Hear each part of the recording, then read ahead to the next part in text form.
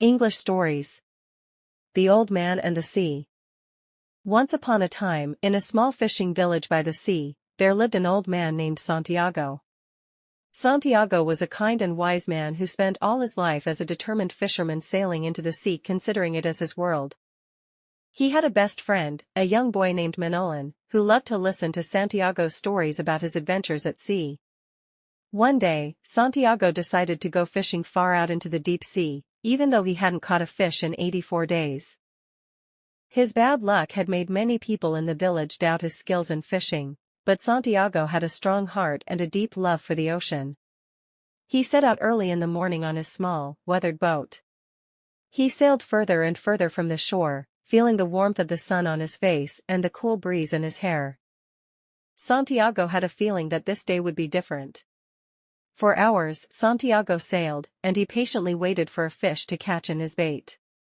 Then, suddenly, he felt a powerful tug on his fishing line. With all his might, he began to reel in the fish. The battle between the old man and the fish was long and fierce, but Santiago's determination never wavered. As the sun started to set, Santiago finally managed to pull the giant fish close to his boat. It was a magnificent marlin, the biggest he had ever seen. Santiago felt a mix of exhaustion and pride, but he knew he still had to bring the fish to the village. With all his remaining strength, Santiago tied the marlin to his boat and began his journey back home. Along the way, he faced many challenges, including sharks that wanted to steal his catch.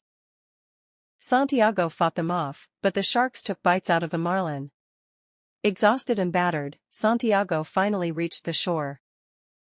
The villagers marveled at the size of the marlin, even though it was partly eaten by the sharks. Santiago's reputation was restored, and the people admired his strength and determination.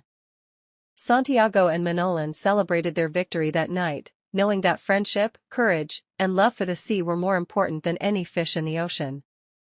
And so, the old man and the sea taught everyone in the village a valuable lesson: to never give up, no matter how difficult the journey may be, and to cherish the things that matter most in life, like friendship and the love of the sea.